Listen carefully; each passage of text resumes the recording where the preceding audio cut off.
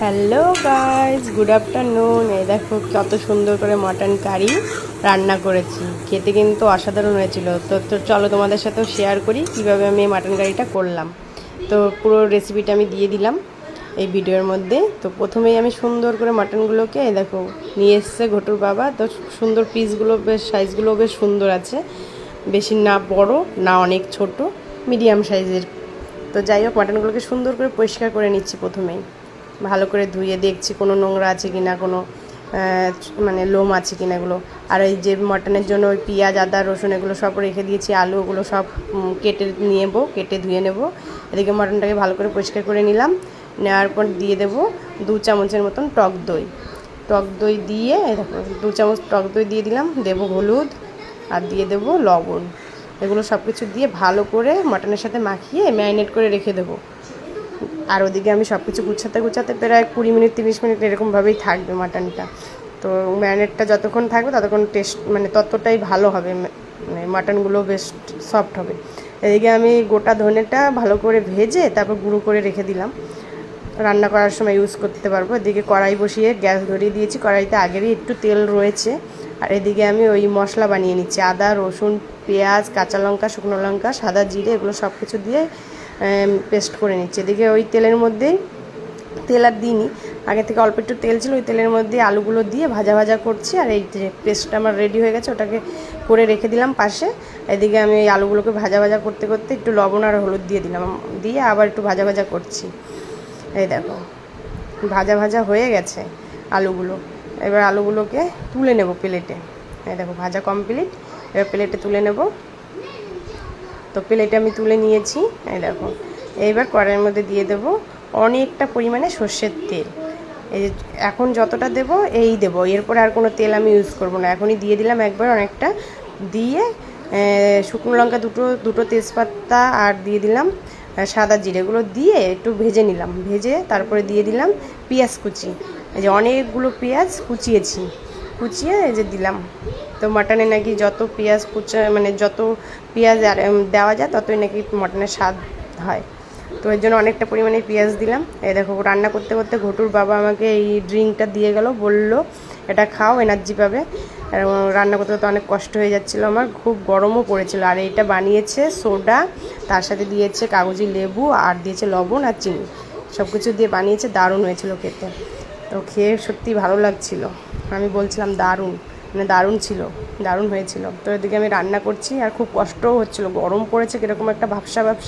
সারাদিন বৃষ্টি হলে হবে কি কেমন একটা গরমটাও সহ্য হচ্ছে না। যাই হোক পেঁয়াজটা ভাজা হয়ে গেছে, এই দেখো ব্রাউন হয়ে এসছে। তখন আমি দিয়ে দিলাম ওই যে মশলা বানিয়ে রেখেছিলাম, সেই মশলাটা অনেকটা পরিমাণেই দিলাম, যেহেতু আমি আজকে একটু বেশি মশলা দিয়েই মানে করবো মাটন কারিটা।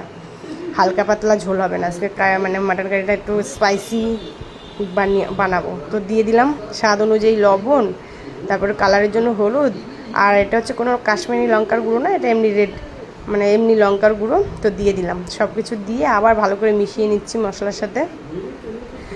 তো এটা হচ্ছে ঝাল লঙ্কার গুঁড়োই, তো এটা কালারের জন্য আমি দিইনি, জাস্ট ঝালের জন্যই দিয়েছি।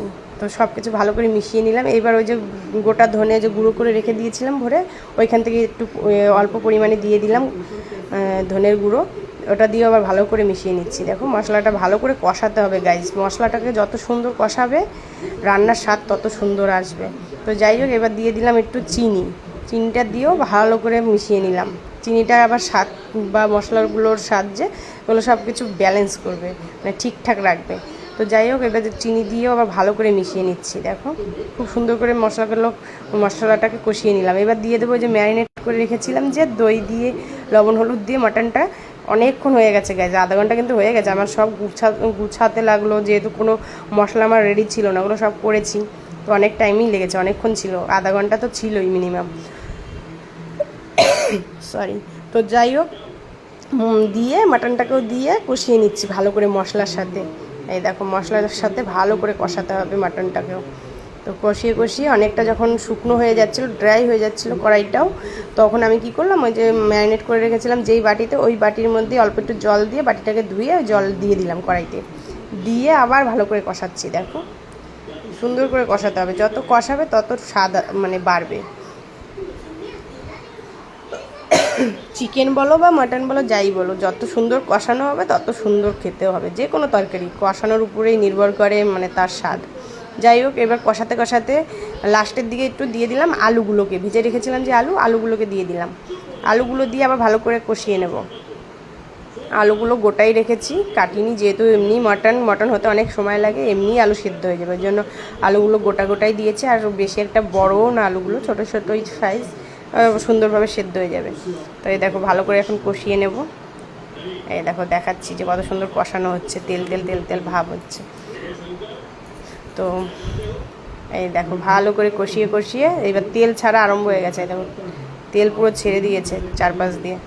আর কষানোটা যে সুন্দর হয়েছে দেখলেই কিন্তু, কালার দেখলেই বোঝা যায়। দেখো কালার দেখেই বোঝা যাচ্ছে না কষানোটা মানে পারফেক্ট হচ্ছে। এই যে খুব সুন্দরভাবে কষিয়েছি, কষা কষা মাংস হয়ে গেছে। এই দেখো দারুণ লাগছিল দেখতে। তো এখনও দেখে লোভ লাগছে, মনে হচ্ছে যেন আবারও খাই। সেদিন আমি অনেকবার ভাতও খেয়েছি, অনেকবার বলতে যেখানে আমি 2বার খাই সেই জায়গায় 3বার খাওয়া হয়ে গেছে। মানে সন্ধ্যেবেলার দিকেও একবার টিফিন করে নিয়েছি, অল্প কটা ভাতের সাথে মাটন দিয়ে খেয়ে নিয়েছি। মানে এত দারুণ হয়েছিল খেতে, ওর জন্য 3বার খেয়েছি। যাই হোক, কষানো যখন আমার হয়ে গেল তখন আমি দিয়ে দিলাম পরিমাণ মতন জলটা আমি নর্মাল ওয়াটারই দিয়েছি, কোনো গরম মানে ইসে দিইনি, হট ওয়াটার দিইনি। তো নর্মাল ওয়াটার দিয়েই সুন্দর করে, আর আমি বেশি একটা জল দেবো না, মানে খুব বেশি ঝোল করব না, আমি একটু মানে মাখো মাখো টাইপের চাইছিলাম। তো খুব ওই পাতলা টেলটেলে ঝোল ওটা চাইছিলাম না, ওই জন্য অল্প করেই জল দিয়েছি। জলটা দিয়ে ভালো করে মিশিয়ে নিচ্ছি। আর কারি হলে তো বেশ মাখো মাখোই থাকে ব্যাপারটা, না? মাটন কারি যেহেতু আমি করছি, এই দেখো সুন্দরভাবে রান্না হচ্ছে। এই দেখো দেখেই মন ভরে যাচ্ছে, মনে হচ্ছে যেন আমার আবার খিদে পেয়ে গেছে। দেখে এডিট করতে বসে আমার আবার খিদে পেয়ে গেছে, মনে হচ্ছে যেন আবারও খাই। তো যাই হোক, লাস্টের দিকে দিয়ে দিলাম গরম মশলা বলতে আমার এটা হোমমেড, মানে হচ্ছে দারচিনিটাকে আমি গুঁড়ো করেছিলাম, সেটাই দিয়ে দিলাম অল্প একটু পরিমাণে, দিয়ে ভালো করে মিশিয়ে নিচ্ছি গাইস। আর অবশ্যই জানাবে তোমরা এইভাবে রান্না করো, আমি যেইভাবে রান্না করলাম মাটনটাকে সেইভাবে কি তোমরাও বানাও। আর যেইভাবে আমি বানিয়েছি এইভাবে বানালে কিন্তু দারুণ হয় খেতে, একবার বানিয়ে দেখো। আমরা কিন্তু ভালো খেয়েছি, খুবই মানে দারুণ হয়েছিল খেতে, সবাই খুব ভালো খেয়েছিলাম। ছোটো মোটো একটু ঝালের জন্য অসুবিধা হচ্ছিলো, কিন্তু আমরা দারুণ খেয়েছি। তো আমার রান্না কিন্তু হয়ে গেছে, আমি গ্যাস অফ করে দেখাচ্ছি ডান রান্না। তো দারুণ ছিল। যাই হোক, tata bye bye, thanks for watching. কার কার ভালো লাগলো অবশ্যই কমেন্ট করে জানাবে। বাই। এই দেখো কি সুন্দর, ওয়াও ওয়াও ওয়াও, ডিলিশিয়াস।